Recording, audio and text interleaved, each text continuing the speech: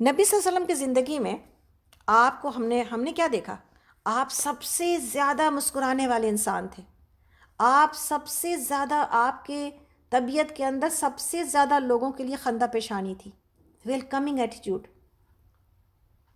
اور آپ نے سکھایا اپنی امت کو، ہمیں سکھایا کہ تمہارا اپنے بھائی کے سامنے مسکراتے ہوئے آنا بھی ایک صدقہ ہے. یہ سکھا کے گئے. کوئی پاکٹ سے پیسہ نہیں لگتا انسان کے مسکرانے میں، لیکن اتنی کنجوسی ہے کہ مسکراہٹ بھی نہیں نکلتی ہمارے پاس سے. اور یہ ہمیں کوئی پیسہ نہ نکالے صدقہ کے لیے، مگر مسکرائے، مگر مسکرائے.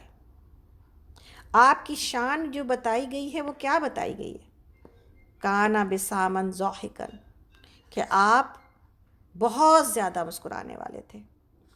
اور اتنے زیادہ بڑے کارناموں کو انجام دینے کے لیے ایک لیڈرشپ کوالٹی کیا ہے کہ آپ اپنے رفقا کو، آپ اپنے ساتھیوں کو، آپ اپنے اسٹوڈنٹس کو بوجھل نہ ہونے دیں، ہے نا؟ تمام چیزوں کے سے، تمام بوجھ کو اپنی باتوں سے، اپنے مزاح سے اور اپنے ایک فریشنس سے سب کو فریش بنا کے رکھیں. اور یہ ایک لیڈر کا ہی کام نہیں ہے کہ لیڈرشپ کے لیے جیسے ہوتا ہے نا، بھائی ہم تو لیڈر نہیں ہیں، ہم گھر میں ہیں، ہم تو ایک گھریلو خاتون ہیں، ہم تو ہاؤس وائف ہیں، تو پھر میرا رول گھر کے اندر کیسا ہے؟ یہ ہر ایک کو اپنے گھر کے رول میں جس پوزیشن پر بھی وہ ہے، جس جگہ پر بھی وہ ہے، یہ سیکھنے کی ضرورت ہے. یہ بہت بڑا وصف ہے جس پر آنے کی ضرورت ہے. ہم میں سے کچھ لوگ قدرتی طور پر اللہ تعالیٰ کسی کو ایسا بناتے ہیں، کسی کے اندر کم، کسی کے اندر زیادہ پایا جاتا ہے، لیکن اپنی طبیعت کو دین کے اعتبار سے اور نبی صلی اللہ علیہ وسلم کی زندگی سے سیکھتے ہوئے، آپ کو رول ماڈل بناتے ہوئے، اپنے ایموشنز کو، اپنی طبیعت کو ایک بیلنس کرنا، یہی تو آزمائش ہے. اگر ہر کوئی جو ہے وہ اپنے پیدائشی وصف کو ہی لے کر کے کہے کہ جی وہ تو ایسا ہی بنایا گیا ہے، وہ تو ایسا ہی بنایا گیا ہے، تو میرے اوپر سے تو پھر ذمہ داری اٹھ گئی نا. تو پھر حساب کس چیز کا ہے؟ اگر بنائے ہی جانے کے اوپر سارا سب کچھ دار و مدار ہے، تو پھر حساب کس چیز کا ہے؟ پھر اکاؤنٹیبلٹی کیا ہے؟ پھر دین کیا ہے؟ پھر شریعت کیا ہے؟ پھر رول ماڈل کیا ہے؟ تو اپنی زندگی میں کوشش یہ کرنے کی ضرورت ہے کہ ہم جہاں، جیسے بات ہوئی نا کہ نبی صلی اللہ علیہ وسلم جہاں جاتے تھے، جب آتے تھے، جب موجود ہوتے تھے، ایک بہار ہے، ایک بہار کا جھونکا جو انسان کو چھو کے گزر جائے. بہت مشکل ہے زندگی میں بہار بننا، اس لیے کہ آپ کو بہار کوئی رہنے نہیں دیتا. آپ دبائے جاتے ہیں، آپ کوٹے جاتے ہیں، آپ سنائے جاتے ہیں، آپ پر تنقیدوں کی بارشیں ہوتی ہیں. آپ کیسے رہیں بھلا بہار؟ کیسے اپنے آپ کو اتنا ہنستا مسکراتا رکھیں؟ کیسے اپنی طبیعت کے اندر اتنی بشاشت رکھیں؟ کیسے ایک سینس آف ہیومر اپنے اندر زندہ رکھیں؟ اللہ رب العالمین کو یہی پسند ہے، اللہ کے نبی صلی اللہ علیہ وسلم کی ذات میں یہی دکھائی دیتا ہے. ہم کو اور آپ کو ایسے ہی بننا ہے. کیوں؟ اس لیے کہ اللہ ہمارا ہے. اللہ کو پانے کے بعد، اللہ کے نبی صلی اللہ علیہ وسلم کی امت میں ہونے کے بعد، کلمہ لا الہ الا اللہ میری زندگی میں ہونے کے بعد، ایک اتنی بہترین اور عظیم شریعت پانے کے بعد جو مجھے اٹھنا، بیٹھنا، بولنا، ہر چیز سکھاتی ہے، ہنسنا، پھر بھلا غم کس بات کا ہے؟ اور یہ دنیا سے گزر کے جنت کی امید، ایک ہمیشہ کی اللہ سے ملاقات کی امید، یہ مجھے ہنسنا سکھاتی ہے. جس کے ساتھ اللہ کا تعارف ہی نہ ہوا، اس نے اللہ کو کہاں پایا؟ اللہ کو پانا سے کہیں آپ لوگ یہ نہ پریشان ہو جائیں کہ اللہ کو کیسے پایا جائے گا بھلا. ایمان کے ذریعے نا، ایمان ہے نا میرے پاس، اور ہم نے اللہ کو پا لیا اپنے ایمان کی وجہ سے، الحمدللہ. اپنی اطاعت جو بھی ٹوٹی پھوٹی کوشش کرتے ہیں، اس سے اللہ کو راضی کرنے کی کوشش کر رہے ہیں. یہ ہے پانا. ہم نے اپنی حیثیت سمجھ لی ہے کہ ہم غلام ہیں، ہم سلیو ہیں. ہمیں دنیا میں اس چھوٹی سی زندگی میں کوشش ہی یہی کرتے جانی ہے کہ اللہ کو راضی رکھنا ہے. ادروائز ایک دنیا ہے، ایک بادشاہت ہے، ایک آخرت ہے جہاں پہ جا کے ان سب آزمائشوں کا، ان سب صبر اور برداشت کا، ان سب محنتوں کا اجر سامنے آنا ہے. اور وہ اجر اتنا خوبصورت ہے کہ جس کے لیے انسان اپنی زندگی میں جو کرنا پڑے وہ کرے گا. اور اس اجر کی امید پر خوش رہنے کی ضرورت ہے کہ ایمان ہے تو اجر کی امید ہے، اللہ ہے تو، اللہ کی پہچان ہے تو اس کے راضی کرنے کی کوشش ہے. ہم کتنے کروڑوں لوگوں سے خوش نصیب ہیں کہ ہمیں اللہ کی پہچان مل گئی ہے. ہم کتنے کروڑوں لوگوں سے خوش نصیب ہیں کہ ہمیں آخرت کا پتہ چل گیا ہے. ہم کتنے کروڑوں لوگوں سے اور اربوں سے اور پتہ نہیں جتنی بھی دنیا کی آبادی ہے اس اعتبار سے دیکھیں ہم کتنے خوش نصیب ہیں. آپ اس بات کو چھوڑ دیں دنیا میں مسلمان کتنے ہیں. اپنی ذات کو لیں، اپنی ذات کو. اگر اللہ نے ہمیں نواز دیا ہے تو بس ہم کتنے کامیاب ہیں کہ ہمیں اس دنیا کی زندگی کی حقیقت پتہ چل گئی ہے. تو پھر کیوں نہ مسکرائیں، پھر میرا سینس آف ہیومر کیوں نہ ہمیشہ آن رہے. لیکن آن اس حال میں نہ ہو کہ ہم قابو سے باہر رہیں، آن اس حال میں ہو کہ ہم فریش رہیں اور فریش رکھیں اپنے ارد گرد کے ماحول کو. نبی صلی اللہ علیہ وسلم کے بارے میں ہے کہ آپ صلی اللہ علیہ وسلم ایسے بے تکلفانہ مزاح سے پیش آتے تھے کہ آپ کے رفقا، آپ کے ساتھی کے دلوں میں آپ کی محبت رچ بس گئی تھی. اپنے جیسا انسان سمجھتے تھے نا، جو لیے دیے رہتا ہے اس کو انسان اپنے سے قریب نہیں محسوس کر پاتا. تو جب انسان ہنستا بولتا ہے اپنے ساتھیوں کے ساتھ تو پھر ساتھی اس سے قریب ہو جاتے ہیں، اس کو اپنے جیسا سمجھتے ہیں. آپ صلی اللہ علیہ وسلم ہنسی دل لگی کی باتیں کرتے، مجلس میں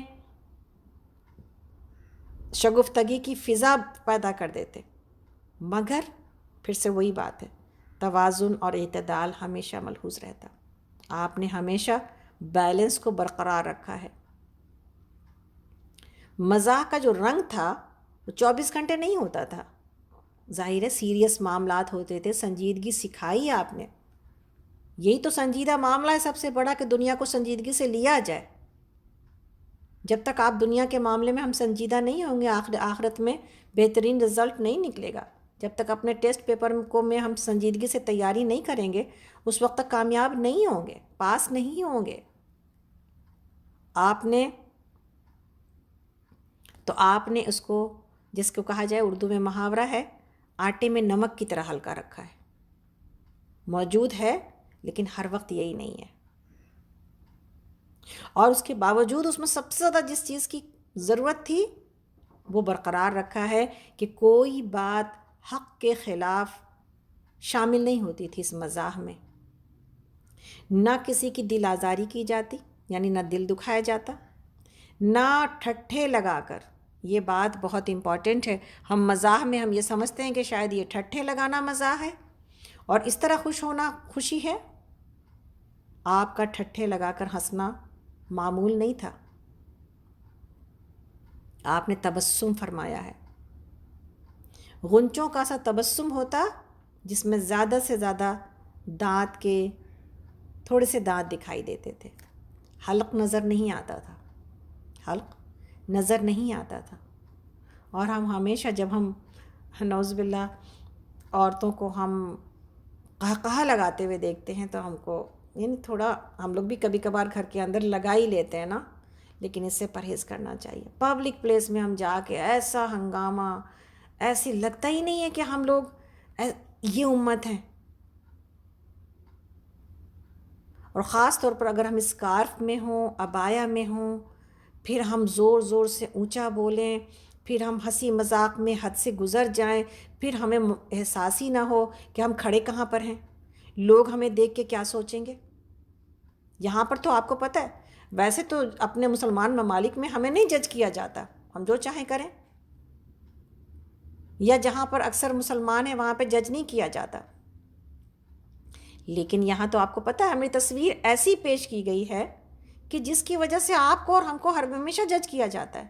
آپ کیسے، ہم کیسے چل رہے ہیں، ہم کیسا بول رہے ہیں، ہم کیسا بیہیو کر رہے ہیں، ہم کتنا مسکرا رہے ہیں، ہم کتنا اونچا بول رہے ہیں، ہم کیسے گدھوں کی طرح جو ہے وہ اپنی مجلسوں میں ہنگامے کرتے ہیں، کیسا ہم مچھلی بازار بنا کے رکھ دیتے ہیں. ہر جگہ ایک بیلنس ہے. اللہ کے نبی صلی اللہ علیہ وسلم کے زندگی میں ایک بار تعجب سے حضرت ابو ہریرہ رضی اللہ عنہ نے کہا، اس لیے کہ عام طور پر کیا ہوتا ہے، ایسے لوگوں کو، ایسے پرسنالٹیز کو، ایسے لیڈرز کو، اور خاص طور پر اللہ کا رسول، اللہ کے نبی، تو سمجھا یہ جاتا ہے کہ یہاں پر سنجیدگی ہونی چاہیے، سنجیدگی. تو ابو ہریرہ رضی اللہ عنہ نے کہا کہ آپ صلی اللہ علیہ وسلم ہم سے مذاق بھی فرما لیتے ہیں. آپ کو تعجب ہوا کہ آپ ہم سے اپنی پوزیشن، ان کی جو پوزیشن تھی اس میں یہ معاملہ تو ان کو زیادہ لگا. تو آپ نے کہا کہ آپ صلی اللہ علیہ وسلم ہم سے مذاق بھی فرما لیتے ہیں. تو نبی صلی اللہ علیہ وسلم کا جواب کیا تھا؟ آپ کا جواب یہ تھا، ہاں مگر میں خلاف حق کوئی بات نہیں کہتا. مگر میں خلاف حق کوئی بات نہیں کہتا. تو یہ ہے کہ مذاق کے اندر بھی حق کو کی سمجھ اور حق کی باؤنڈری کے اندر ہی رہنا. نبی صلی اللہ علیہ وسلم کے مزاح کی چند چیزیں موجود ہیں جو سیرت کے جو ہے وہ ریکارڈ میں ضرور دیکھنا چاہیے کہ آپ صلی اللہ علیہ وسلم کیسے مذاق کرتے تھے. ایک سائل نے سواری کے لیے اونٹ مانگا. بہت سارے لوگ اس کو جانتے ہوں گے لیکن دوبارہ سے گزرتے ہیں تاکہ ایک اس سیرت کے پروگرام کو بھی ذرا ہلکا پھلکا بنا لیا جائے، نبی صلی اللہ علیہ وسلم کی ان تمام چیزوں کو سنتے ہوئے، اور سمجھا جائے کہ کس طرح نبی صلی اللہ علیہ وسلم نے ایک مزاح کا پہلو آن رکھا ہے اپنے ساتھیوں کے درمیان. کسی سائل نے سواری کا اونٹ مانگا تو آپ صلی اللہ علیہ وسلم نے فرمایا کہ ہم تمہیں اونٹنی کا ایک بچہ دیں گے، ہم تمہیں اونٹنی کا ایک بچہ دیں گے. تو جو سوالی تھا اس نے حیرت سے کہا کہ میں اسے لے کر کیا کروں گا، میں اسے لے کر کیا کروں گا. آپ نے فرمایا ہر اونٹ کسی اونٹنی کا بچہ ہی ہوتا ہے ہر اونٹ کسی اونٹنی کا بچہ ہی ہوتا ہے نا. تو اللہ اکبر، آپ دیکھیں کیسے اچھے ایک ذہانت سے اور اپنی حاضر جوابی سے ایک مزاح کا رنگ پیدا کر دینا. اسی طرح ایک بڑھیا نے آ کر عرض کیا کہ میرے لیے دعا کیجئے کہ اللہ مجھے جنت عطا فرمائے.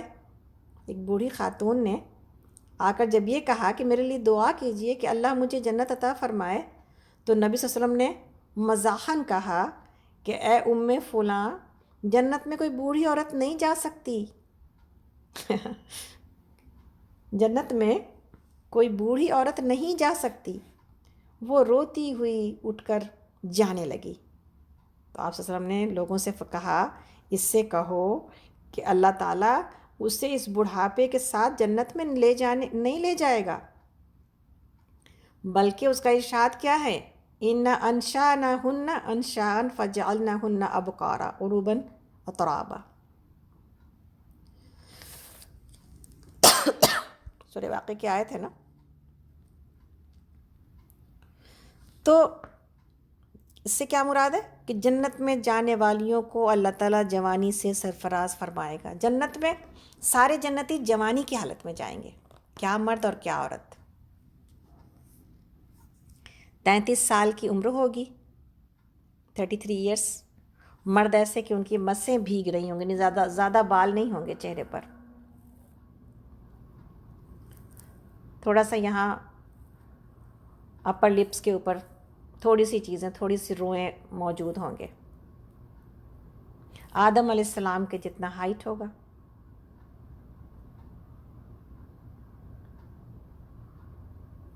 یعنی ہاتھ کے حساب سے کہا جاتا ہے کہ یہ 60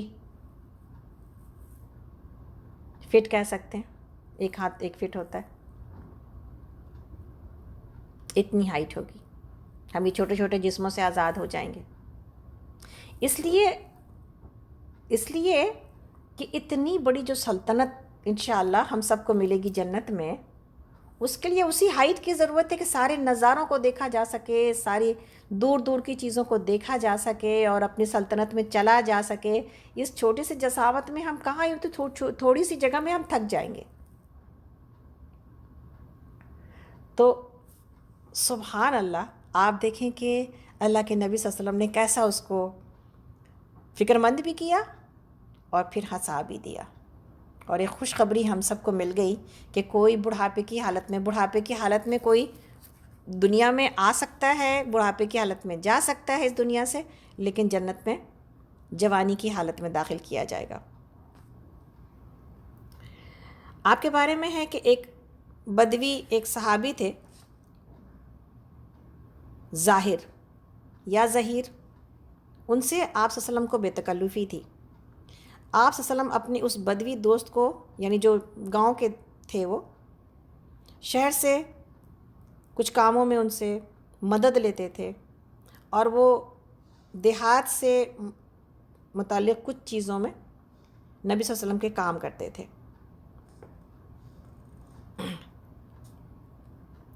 یہی ظاہر ایک دن بازار میں اپنا کچھ سودا بیچ رہے تھے، تو نبی صلی اللہ علیہ وسلم نے پیچھے سے جا کر چپکے سے آنکھوں پر ہاتھ رکھ دیے۔ آپ دیکھیں، آپ اس انداز میں کتنا بچپنا، کتنی محبت اور کتنی اپنائیت موجود ہے۔ ہمارے آنکھوں پہ کوئی رکھ دے تو ہم کہیں یہ کیا بچپنا ہے نا، ہم ناراض ہو جائیں گے، لیکن آپ صلی اللہ علیہ وسلم کے رویوں میں یہ بھی موجود تھا۔ آپ اس طرح بھی اپنے ساتھیوں کے ساتھ کھیل کرتے تھے۔ تو آپ صلی اللہ علیہ وسلم نے پیچھے سے جا کر چپکے سے آنکھوں پر ہاتھ رکھ دیے اور پوچھا، بتاؤ میں کون ہوں؟ وہ پہلے تو کچھ نہ سمجھے، نہیں سمجھ پائے شروع میں، مگر جب معلوم ہوا تو شوق میں نبی صلی اللہ علیہ وسلم کے سینے سے اپنے کندھے کو ملنے لگے، محبت میں، خوشی میں یہ کرنے لگے۔ پھر نبی صلی اللہ علیہ وسلم نے مذاق میں کہا کہ کون اس غلام کو خریدتا ہے؟ کون اس غلام کو خریدتا ہے؟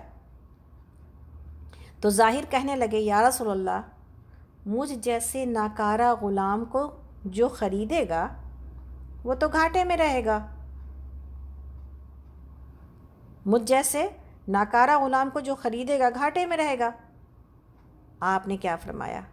تم اللہ کی نگاہ میں ناکارہ نہیں ہو، تم اللہ کی نگاہ میں ناکارہ نہیں ہو۔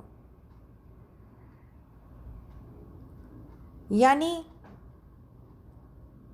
آپ دیکھیں کہ ایک ایسا جملہ اب شروع سے یہاں تک کہ جس میں ایک پیغام موجود ہے، جس میں ایک بشارت موجود ہے، جس میں ایک خوشی موجود ہے نا۔ ایک موقع پر مجلس میں کھجوریں کھائی گئیں تو آپ نے مذاق کے طور پر گٹھلیاں نکال کر حضرت علی رضی اللہ عنہ کے آگے ڈالتے رہے۔ آخر میں گٹھلیوں کے ڈھیر کی طرف اشارہ کر کے ان سے کہا کہ تم نے تو بہت کھجوریں کھا لیں تم نے تو بہت کھجوریں کھا لیں۔ تو انہوں نے بھی جواب کیا دیا برجستہ کہ میں نے گٹھلیوں سمیت نہیں کھائی ہیں میں نے گٹھلیوں سمیت نہیں کھائی ہیں، یعنی اگر آپ کے پاس کوئی گٹھلی نہیں ہے تو اس کا مطلب یہ ہے کہ آپ گٹھلی سمیت کھا چکے ہیں۔ آپ یہ دیکھیں کہ اتنا اپنے ساتھیوں کو اتنی بے تکلفی دینا جس سے کہ اللہ کے رسول صلی اللہ علیہ وسلم کو کے سامنے کو یہ بول سکے۔ حالانکہ روب اتنا تھا کہ صحابہ کہتے ہیں کہ ہم اللہ کے نبی صلی اللہ علیہ وسلم کے روب کی وجہ سے ہم ان کو جی بھر کے دیکھ نہیں پاتے تھے، ہم چہرے پر زیادہ دیر نگاہ ٹکا نہیں پاتے تھے ہم۔ لیکن آپ یہی ماحول پاتے ہیں باہر بھی، اور یہی ماحول پاتے ہیں گھر کے اندر بھی۔ جب حضرت عائشہ رضی اللہ عنہا لڑیں نبی صلی اللہ علیہ وسلم سے، یہ کس نے دیا؟ اتنا اختیار لڑنے کا کس نے دیا؟ ہمارے پاس تو بعض گھروں میں یہ ہوتا ہے، بھئی تم اونچا نہیں بول سکتی، بول ہی نہیں سکتی، کچھ بولنا ہی نہیں ہے، چپ ہو جاؤ۔ ہمیں اختیار کتنی خواتین کو یہ اختیار حاصل ہے کہ وہ ناراض ہو سکتی ہیں اپنے گھر میں، ان کی ناراضگی کو لیا جاتا ہے.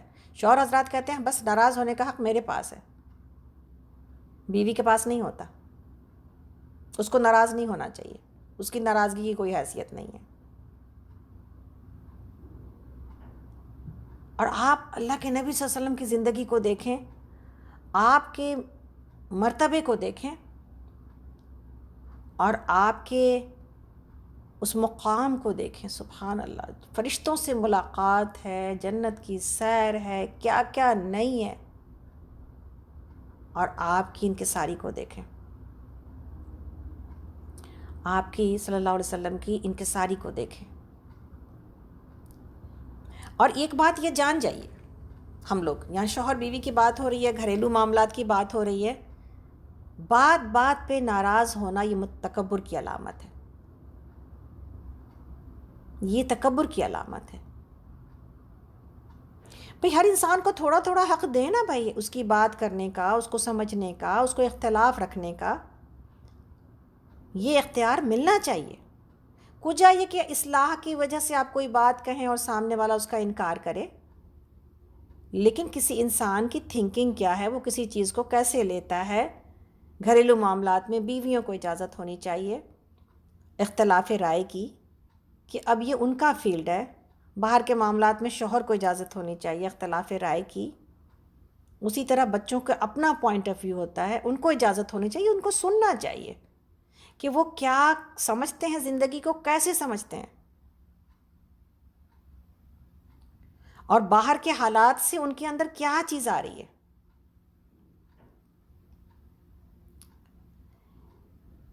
تو یہ بات اس کو غور سے سن کے، اور اس کے پاس کیا رائے بن رہی ہے، اگر آپ اس کو سنیں گے ہی نہیں اپنے بچوں کو، تو آپ کو پتہ ہی کیسے چلے گا کہ اس کے پاس کیا رائے بن رہی ہے دین کے خلاف یا دین سے الگ ہٹ کر. میرے پاس ایک دفعہ میرے بیٹے سے بات ہو رہی تھی ہومو سیکشولیٹی کے بارے میں، اور ہم اس کی مطلب سن رہے تھے تسلی کے ساتھ.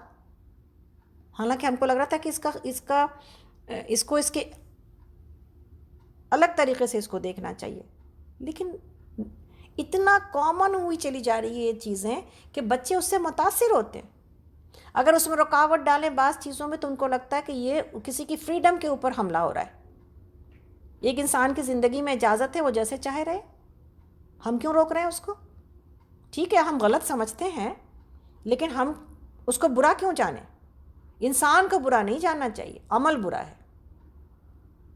اس کو ریسپیکٹ ملنی چاہیے سوسائٹی میں، جو کہ آج پورا پروپیگنڈا ہے، اور اس پروپیگنڈے سے بچے متاثر ہوتے ہیں. تو ہمیں بچوں کو بولنے کا موقع دینا چاہیے تاکہ ہم ان کی اصلاح کر سکیں، تاکہ ہمیں پتہ چل سکے کہ اندر میں جمع کیا ہو رہا ہے.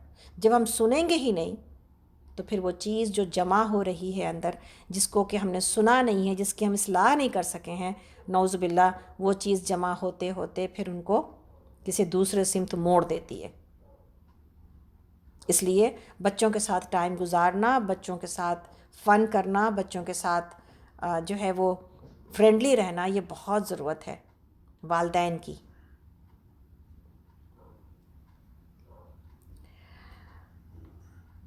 یہ جو ہمارے پاس نبی صلی اللہ علیہ وسلم کے اس تمام چیزوں کو دیکھ کر سن کر بعض لوگوں کو تعجب ہوتا ہے، اور خاص کر ان لوگوں کو تعجب ہوتا ہے جو دین کو ایک خشکی کے ساتھ، ایک ڈرائنس کے ساتھ، ایک مشقت کے ساتھ جوڑے رکھتے ہیں. مشقت ہے دین کے اوپر چلنا، راستے کے اوپر، اللہ کے بتائے ہوئے راستے کے اوپر چلنا اتنا آسان نہیں ہے. مشقت ہی کا تو انجام اور رزلٹ جنت ہے. لیکن اس کے اندر رحمت بھی ہے، ہنسی بھی ہے، خوشی بھی ہے، اور مزاح بھی ہے.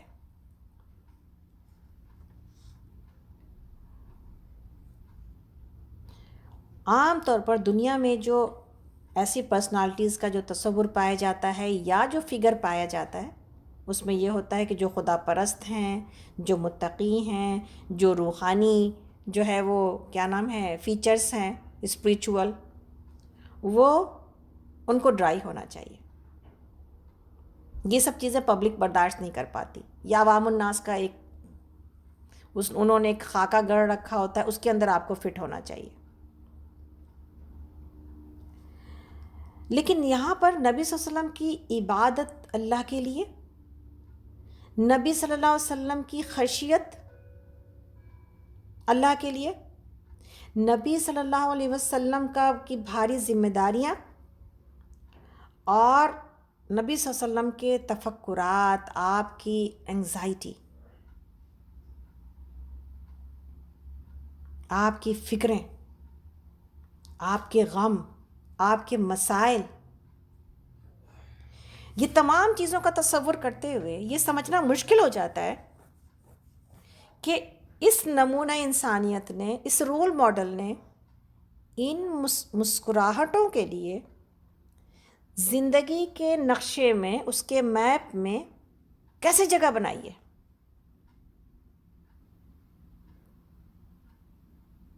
اسی لیے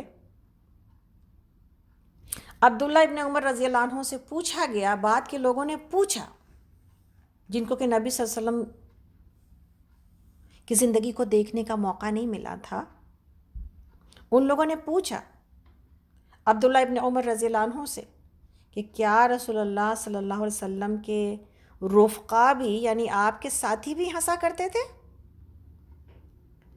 آپ نے فرمایا، جواب کیا تھا ان کا کہ ہاں ہنستے تھے، وہ ہنستے تھے اور ان کے دلوں میں پہاڑ سے زیادہ بڑا ایمان تھا. اللہ اکبر.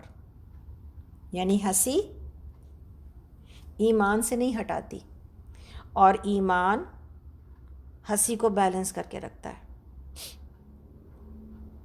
آپ کا جواب کیا تھا کہ ہنستے تھے اور ان کے دلوں میں پہاڑ سے زیادہ بڑا ایمان تھا. یعنی ہنسی دل لگی ایمان اور تقوی کے خلاف نہیں ہے، ایمان اور تقوی کے خلاف نہیں ہے. تیروں کا نشانہ مشق کے طور پر کرتے تھے، کرتے ہوئے دوڑتے تھے اور ایک دوسرے کے ساتھ ہنستے تھے، ایک دوسرے کے ساتھ ہنسی مذاق کیا کرتے تھے.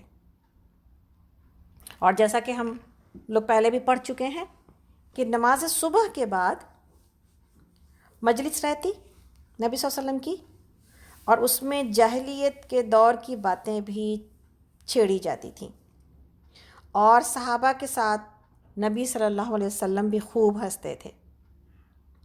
بچوں سے آپ صلی اللہ علیہ وسلم کی دل لگی کرنے کے واقعات ہم پڑھ چکے ہیں. اسی طرح گھر میں اپنے گھر والوں کے ساتھ، اپنی ازواج کے ساتھ آپ کے کا جو ہنسی مذاق کا ایک تعلق تھا وہ ہم پڑھ چکے ہیں. تو یہ ہے وہ نبی صلی اللہ علیہ وسلم کا ذوق مزاح، سینس آف ہیومر، کہ جس کے اندر ایک بیلنس پایا جاتا ہے، جس کے اندر ایک شگفتگی پائی جاتی ہے، جس کے اندر ایک محبت کا تعلق پایا جاتا ہے، جس کے اندر ایک برابری کا لیول پایا جاتا ہے نا. آپ کا مقام اونچا تھا لیکن آپ نے کبھی اپنے آپ کو اونچا بنایا نہیں ہے صلی اللہ علیہ وسلم. اور یہ ساری باتیں سن کر کے انسان کو اتنی حیرت ہوتی ہے، ہم جو رول ماڈل ہیں کتنی شگفتگی پائی جاتی ہے ہمارے اندر، کتنا سینس آف ہیومر ہے ہمارے اندر، کتنا ذوق مزاح ہے ہمارے اندر، کتنے ہم ہر وقت ایک ناراض رہنے والی پرسنالٹی، ایک ڈل پرسنالٹی، ایک ایسی سنجیدہ پرسنالٹی جو اپنے اس مقام سے نیچے آنے کو تیار نہیں ہے. یوسف اصلاحی صاحب ہمیشہ یہ بات کہتے ہیں کہ دیندار ہونے کا یہ مطلب نہیں ہے کہ آپ نے مرچیں چبا رکھی ہیں. سبحان اللہ. دیندار ہونے کا یہ مطلب نہیں ہے کہ آپ نے مرچیں چبا رکھی ہیں. دیندار ہونے کا مطلب یہ ہے کہ آپ نے نبی صلی اللہ علیہ وسلم والی مسکراہٹ سجا رکھی ہے نا. یہی ہے نا دیندار ہونے کا مطلب. تو یہاں پر آپ صلی اللہ علیہ وسلم کے ذوق مزاح کو دیکھتے ہوئے ہم نے بہت کچھ سیکھا ہوگا. کوشش کرنے کی ضرورت یہ ہے کہ یہ سیکھنے کے ساتھ ساتھ ہم عمل بھی کریں انشاءاللہ تعالی. اور آپ اور ہم یہ دیکھیں کہ جب ہم اللہ کے نبی صلی اللہ علیہ وسلم کی زندگی کو ہم دیکھ رہے ہیں، اگر یہی معاملات ہمارے گھروں میں شروع ہو جائیں، ہمارے باہر شروع ہو جائیں، زندگی کتنی ہلکی پھلکی اور آسان لگے، مشقتوں کے باوجود، رنجشوں کے باوجود، مسائل کے باوجود انسان اس دنیا میں بھی جنت کے مزے لے سکتا ہے. ہم تو یہ کہتے ہیں جنت کے مزے، ظاہر ہے اس جیسے مزے تو نہیں، لیکن دنیا اتنی خراب نہیں ہے جتنا ہم نے اپنے ایٹیچیوڈ کی وجہ سے، اپنے رویوں کی وجہ سے اس کو خراب بنا رکھا ہے. مسائل کم ہو جاتے ہیں، تکلیف آسان ہو جاتی ہے، اور مشکلات آسان لگنے لگتے ہیں. مشکل راستوں پہ چلنا آسان ہو جاتا ہے جب ارد گرد یہ ماحول موجود ہو، جب حوصلہ موجود ہو، مسکراہٹ موجود ہو، سپورٹ موجود ہو، تو یہ سب کچھ آسان ہو جاتا ہے. مشکل جتنی ہے نہیں، ہمارا معاملہ کیا ہو رہا ہے، مشکل جتنی ہے نہیں، ہم اتنی مشکل کو کریٹ کر رہے ہیں، بڑھا چڑھا کے اپنے اوپر بھی چڑھا رہے ہیں، دوسروں کے اوپر بھی ڈال رہے ہیں. تو اس مشکل کو آسان بنانے کا ایک ہی نسخہ ہے کہ اپنی طبیعت کے اندر اس خوشی کو، اس جو ہے وہ فریشنس کو اور اس ایٹیچیوڈ کو بڑھایا جائے انشاءاللہ تعالیٰ. ٹھیک ہے، جیسا کہ ہم نے ایک جملہ کہا تھا اور آپ سب کو یاد رکھنا چاہیے کہ ہم بہار بن جائیں، بہار کے جھونکے. مشکل کام نہیں ہے، بس دیکھیں اگر جو ہے سو ہے الحمدللہ، جو نہیں ہے تھوڑی سی کوشش کر لے. اور ہر ایک کے اندر یہ موجود ہے، یہ صفت ہر ایک کے اندر پائی جاتی ہے، بس تھوڑا سا سیکھنے کی ضرورت ہے، تو ہوتی ہے تھوڑا سا اس کے اوپر جو ہے وہ اپنی تربیت کی ضرورت ہوتی ہے، اور تھوڑی سی ایک نظر رکھنے کی ضرورت ہوتی ہے کہ میری پرسنالٹی کیسی ہے. پتہ چل جاتا ہے انسان کو، اپنی نظر جب اپنے اوپر پڑتی ہے نا تو سب کچھ پتہ چل جاتا ہے. اس وقت تک پتہ نہیں چلتا جب تک میری نظر میرے اپنی ذات کے اوپر نہیں ہے. تو سب سے پہلے اپنی ذات کو فوکس کریں، دوسروں کے غم اٹھانے سے پہلے اور دوسروں کی شکایتیں کرنے سے پہلے کہ ہم کیسے ہیں. ٹھیک ہے انشاءاللہ تعالیٰ. تو یہ سیکھا ہے الحمدللہ ہم لوگوں نے. اسی طرح جو بات آگے نبی صلی اللہ علیہ وسلم کی زندگی میں پائی جاتی تھی، جو کہ بہت مشکل ہے، یہاں پر تو ہم لوگ بہت اس کو دیکھتے ہیں، گورے ماشاءاللہ یہ لوگ، یہ قوم بہت فن کرتی ہے اور فن کو ڈھونڈتی ہی رہتی ہے. ان کو پیدا ہی ہوئے ہیں فن کرنے کے لیے. تو ایک تو ایسی جو ہے نا ہمیں ایسا ایٹیچیوڈ ملتا ہے زندگی میں. اور ہم لوگ جو ہیں، جو بر صغیر کے خاص طور پر جو لوگ ہیں، پتہ نہیں کسی علاقے کے ہوتے ہوں گے، مگر ہم لوگ خاص طور پر یہ دیکھتے ہیں کہ فن کا کوئی چیپٹر ہی نہیں ہماری زندگی میں، فن کچھ ہے ہی نہیں. اللہ کے نبی صلی اللہ علیہ وسلم کی زندگی میں یہ پایا جاتا تھا، یہ پیدا کرنے کی ضرورت ہے. فن بھی ہونا چاہیے کہیں نہ کہیں پر، تفریحات بھی ہونی چاہیے. تفریحات ضروری ہیں آپ کی زندگی کو بیلنس کرنے کے لیے، آپ کو فریش کرنے کے لیے، آپ کو تھوڑا سا آپ کی تکلیف سے تھوڑی سی توجہ ہٹانے کے لیے. اس لیے کہ تکلیفوں کو سوچتے ہی رہیں، تکلیف ختم نہیں ہوتی، لیکن اس کی سیریسنس کو ہم کم کر سکتے ہیں اپنے فن کے ذریعے، اپنی تفریحات کے ذریعے، تاکہ ایک انرجی پیدا ہو جس سے کہ ہم مشکلات کو حل کر سکیں. تو یہ جو تفریحات ہیں نبی صلی اللہ علیہ وسلم کی زندگی میں پائی جاتی تھی، اور تفریحات اور فن ایک بیلنس زندگی کا ایک لازمی جز ہے.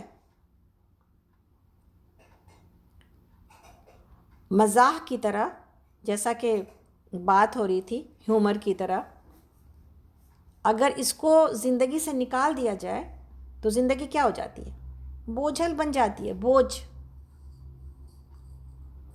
تو ہمارے دین میں بعض اوقات ایسا محسوس ہوتا ہے نا، ہمیں میوزک منع ہے، یہ منع ہے، یہ منع ہے، یہ منع ہے. ہم کہتے ہیں اللہ اکبر، سب کچھ تو منع ہی ہے.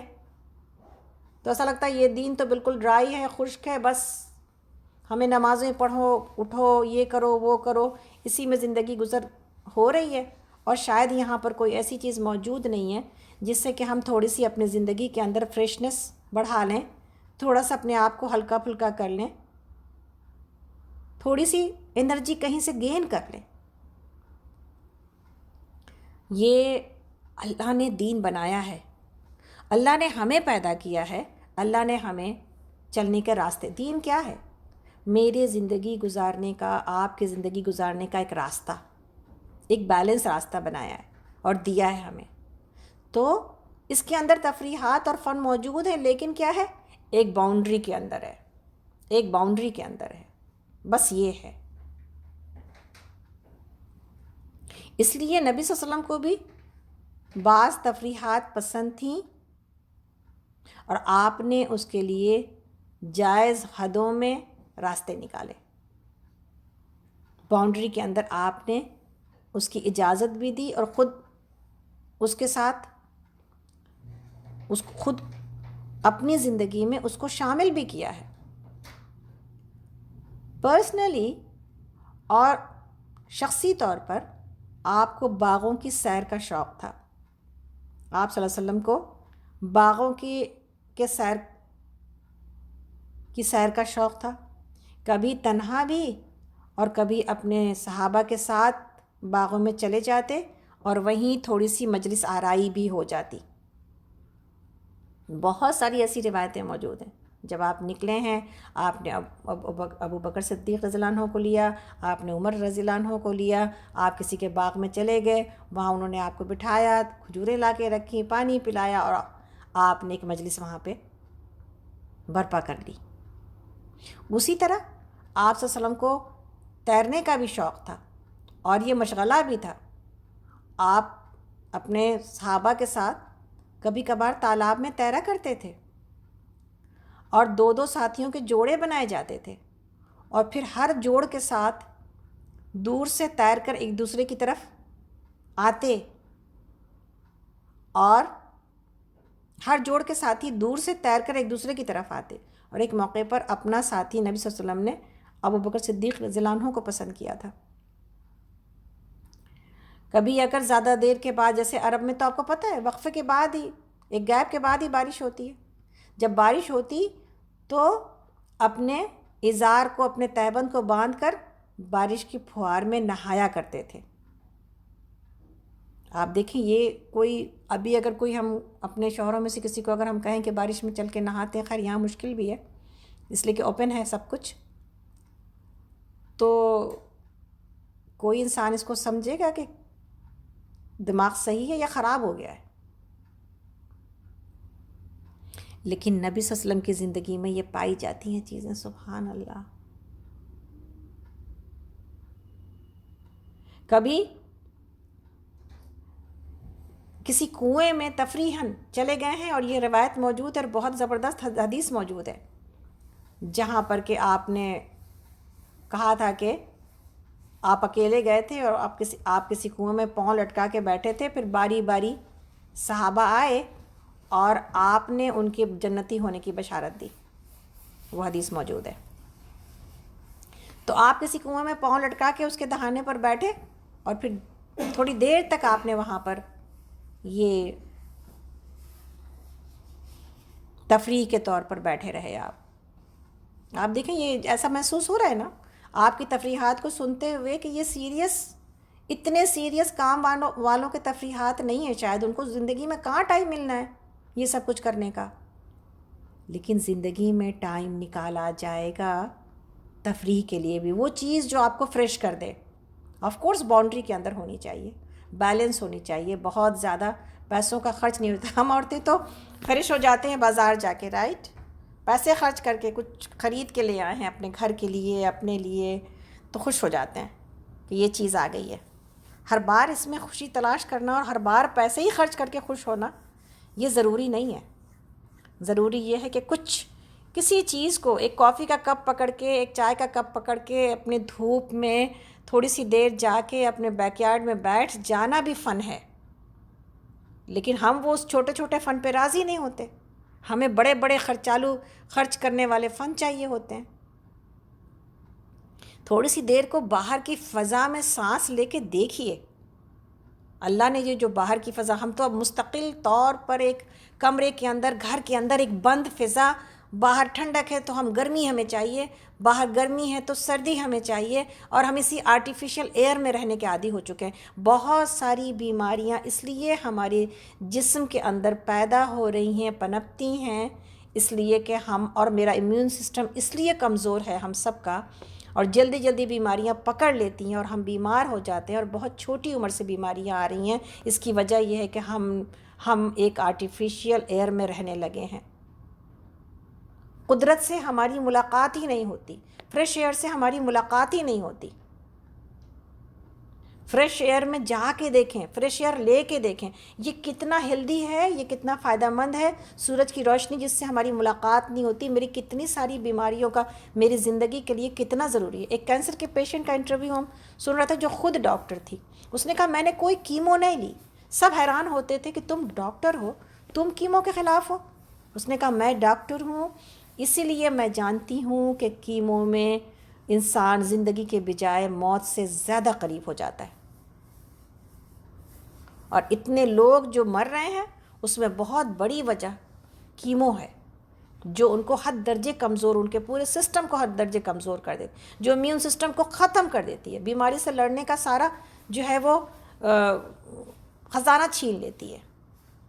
تو اس نے کہا کہ صرف میں نے نیچر سے اپنے آپ کو کیور کیا، کہ میں اپنے آرٹیفیشیل اپنے کمرے کے ایئر سے نکل کے میں باہر بیٹھنے لگی.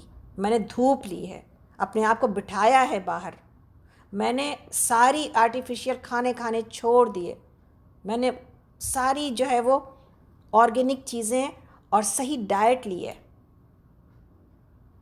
اور میں نے اپنے آپ کو کچھ ایکسرسائز، اور تاکہ میری باڈی اسٹرانگ ہو سکے، میرا امیون سسٹم اسٹرانگ ہو سکے، اس کے ذریعے کینسر سے لڑائی لڑی ہے اور وہ کامیاب ہو گئی ہے. کہ مرنا اگر کیمو کے بعد بھی ہے تو پھر لیٹس ٹرائی دس. اور اس کا یہی کہنا تھا کہ ہم نیچر سے اتنے دور ہو چکے ہیں، اور نیچرل ایٹماسفیئر اور فضا سے جو اللہ نے اس کے اندر جو فریشنس رکھی ہے، جو کیور رکھی ہے، اور جو فائدہ رکھا ہے، اس آرٹیفیشل لائف میں ہم اس سے بہت دور ہو گئے. اتنا ہم عادی ہو چکے ہیں، ذرا سی گرمی ہمیں برداشت نہیں ہوتی، ذرا سی سردی ہمیں برداشت نہیں ہوتی، ہمیں لگتا ہے اوہ ہو ہم کو تو بس اپنے کمفرٹ لیول پر چلے جانا چاہیے. اور ہم شکایت بھی کرتے رہتے ہیں پھر اس کی کہ باہر ایسا ہے تو اندر ایسا ہے نا. الحمدللہ. لیکن یہ کہ اس باہر سے فائدہ اٹھانا چاہیے. کچھ سرد ہوائیں اپنے جسموں کو آپ دیکھیں نا، یہاں پر اسکول میں بچے جب جاتے تھے تو ہمیں بہت حیرت ہوتی تھی شروع میں، اس لیے کہ ہم انڈیا میں تو ہم نے یہ سردی دیکھی نہیں تھی، اور اگر سردی آتی تھی تو ہم بند ہوتے تھے گھروں میں، اور بند ہونے کے باوجود انڈیا پاکستان میں کھلے گھر ہوتے ہیں، گھر کے اندر بند ہونے کے باوجود آپ اس طرح بند نہیں ہوتے کہ بالکل فریش ایئر آپ کو چھوئے نہ. سردی زیادہ لگتی ہے یہاں کے مقابلے، لیکن جسم زیادہ اسٹرانگ ہوتا ہے ان علاقوں میں یہاں کے مقابلے. اسی لیے آپ دیکھیں کوئی چیز آتی ہے، یہ گورے بیچارے پٹ پٹ مرنے لگ جاتے ہیں، امیون سسٹم ہی ان کا اتنا کمزور ہے. تو یہاں پر جب بچوں کو اسکول میں اسنو میں بھی ان کے جو ریسز کے لیے ان کو جو ہے وہ ان کے بیچ میں جو ان کا وہ آتا تھا بریک، اس کے لیے باہر نکالتے تھے، تو ہم کہتے تھے میرے بچے بیمار ہو جائیں گے، یہ گورے بیچارے یہ سکون سے بیٹھنے کیوں نہیں دیتے بچوں کو اسکول میں، اندر پکڑ کے کیوں نہیں رکھتے، باہر کیوں نکالتے ہیں. اسی وجہ سے نکالتے ہیں، ضرورت ہے جسم کو کہ باہر جائے. سردیوں میں جو اپنے آپ کو روک لیتے ہیں بالکل باہر جانے سے، اوڑھ لپیٹ کے نکلیں، لیکن تھوڑی سی دیر کو نکلیں ضرور. اوڑھ لپیٹ کے بیٹھیں لیکن دھوپ میں بیٹھیں ضرور. جس دن ٹیمپریچر ایسا ہو کہ دھوپ میں بیٹھا جا سکتا ہے اس دن بیٹھنا چاہیے. گھر کے کام کو چھوڑیں، یہ کام آپ کو اور ہم کو چھوڑیں گے نہیں. ابھی میری بات ہو رہی تھی کل افشین سے، ہم چائے لے کے باہر تھے دھوپ میں، ہم نے کہا افشین کیا کر رہی ہو دھوپ میں، باہر نکلو چائے لے کے. کہتی نکھت آپا دل تو بہت چاہتا ہے لیکن موقع ہی کہاں ملتا ہے. اور ہم اپنے اس شکوے میں اپنی کلاسز کو دیکھ رہے تھے اور ہم ہنس رہے تھے کہ سب لوگوں کو 3 دن تو ہم نے پکڑ کے رکھا ہوا ہے، جب دھوپ ہوتی ہے تو یہاں ہم کلاس میں بیٹھے ہوتے ہیں، لیکن جب موقع ملے تو جانا چاہیے۔ الحمدللہ یہ جو کام ہو رہا ہے یہ تو اسی زندگی کو حاصل کرنے کے لیے ہو رہا ہے نا، اسی حیات جاوداں کے لیے ہو رہا ہے انشاءاللہ تعالی۔ لیکن اپنی اس زندگی کو، اپنی اس جان کو بھی صحت مند رکھنے کے لیے جو ضرورتیں ہیں، وہ ضرورتیں ہمیں، وہ جو ضرورت ہے وہ پوری کرنے کی ضرورت ہے۔ تو کیا خیال ہے، چلتے ہیں پھر ہم لوگ سب دھوپ میں کبھی بیٹھنے کے لیے انشاءاللہ تعالی، ہے نا؟ تو دھوپ کو حاصل کیا جائے، اور دھوپ میں جو یہ جو چھن کے شیشوں سے آتی ہے نا، ہم کبھی اپنے گھروں میں جہاں پر آتی ہیں ہم بیٹھتے ہیں، فائدہ اس کا یہ نہیں کہ بے فائدے ہے، اس کا بھی فائدہ ہے، لیکن جو ڈائریکٹ آپ کے جسم کو چھوتی ہے نا، اس دھوپ کا زیادہ فائدہ ہے، اس دھوپ کا زیادہ فائدہ ہے۔ تو اسی طرح نبی صلی اللہ علیہ وسلم کی زندگی میں دیکھتے ہیں، ہم تو پھر اپنی زندگی میں اس لیے آپ کو لاتے ہیں کہ تاکہ ہم اپنی زندگی میں کہاں پر ہمیں ٹھیک ہونا ہے، ہم پڑھ کے گزر جائیں تو آسان ہے، لیکن اگر ہمیں چینج ہونا ہے تو ہمیں اپنی زندگی میں دیکھنا ہے کہ ہمیں کہاں جانا ہے، کیا کرنا ہے، کیسے فائدہ اٹھانا ہے، فن کیا ہے میری زندگی میں۔ اسی طرح نبی صلی اللہ علیہ وسلم کی زندگی میں، یعنی نبی صلی اللہ علیہ وسلم اپنے صحابہ کو دوڑ اور تیر اندازی کے مقابلے کراتے، اور اکھاڑے میں خود پوری دلچسپی سے شریک رہتے، ایسے موقعوں پر ہنسی بھی ہوتی۔ مسرت کے موقعوں پر یہ پسند تھا کہ دف بجائی جائے اور بچیاں گیت گائیں، دف بجائی جائے اور بچیاں گیت گائیں۔ یہ ہمیشہ کا معمول نہیں ہوتا تھا آف کورس، لیکن یہ منع نہیں کیا آپ صلی اللہ علیہ وسلم نے۔ چنانچہ عید کی تقریب میں حضرت عائشہ رضی اللہ عنہا کے پاس 2 لڑکیاں گیت گا رہی تھیں، نبی صلی اللہ علیہ وسلم قریب ہی لیٹے تھے۔ ابو بکر صدیق رضی اللہ عنہ آئے تو غصے میں ڈانٹا کہ اللہ کے رسول کے گھر میں یہ کیا شیطانی ہنگامہ مچا رکھا ہے۔ دیکھیں یہی مزاج بن جاتا ہے نا۔ تو اس پر نبی صلی اللہ علیہ وسلم نے فرمایا کہ انہیں گانے دو، انہیں گانے دو۔ کبھی کبھار یہ انسان کی طبیعت کے اندر، یا ظاہر ہے کہ یہ لڑکیاں ظاہر ہے جوان بچیوں کے گانے نہیں سن رہے تھے، جوان عورت کی آواز منع ہے، اس کا گانا منع ہے۔ چھوٹے بچیاں اگر کچھ دف بجا کے گا رہی ہیں تو اس میں کوئی حرج نہیں ہے۔ اور کبھی کبھار جو عید کا موقع ہے یا کوئی اور ایسا موقع ہے، جیسے کہ شادی بیاہ کے بارے میں بھی آپ نے فرمایا کہ ایسے موقعوں پر دف بجائی جائے۔ اور حضرت عائشہ رضی اللہ عنہ بیان کرتی ہیں کہ میرے پاس ایک انصاری لڑکی رہتی تھی، میں نے اس کا نکاح کر دیا تو نبی صلی اللہ علیہ وسلم نے فرمایا عائشہ تم گانے کا انتظام نہیں کراتی، حالانکہ قبیلہ انصار گانے کو پسند کرتے ہیں، قبیلہ انصار گانے کو پسند کرتے ہیں۔ اور ایک دوسری روایت میں آپ نے فرمایا کہ تم لوگ کسی گانے والے کو لڑکی کے ساتھ بھیجتے جو کہتا اتیناکم فحیانا وحیاکم، یعنی کہ ہم تمہارے پاس آئے ہیں، ہم تمہارے پاس آئے ہیں، بس تم بھی سلامت رہو ہم بھی سلامت رہیں۔ الفاظ دیکھیں کیسے خوشی کے ہیں، کیسے جو ہے نا پیغام ہے کیسا کہ تم بھی خوش رہو ہمیں بھی خوش رہنے دو۔ ایسے ہی ایک کسی شادی کے محفل میں بچیاں کچھ گا رہی تھیں تو حضرت عامر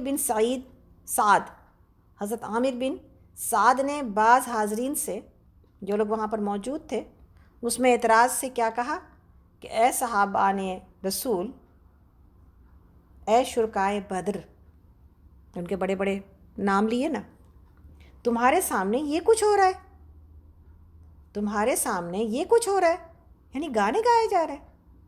تو جواب ملا کہ جی چاہے تو بیٹھ کر سنو ورنہ چلے جاؤ، ہمیں رسول اللہ صلی اللہ علیہ وسلم نے اس کی اجازت دی ہے، ہمیں رسول اللہ صلی اللہ علیہ وسلم نے اس کی اجازت دی ہے۔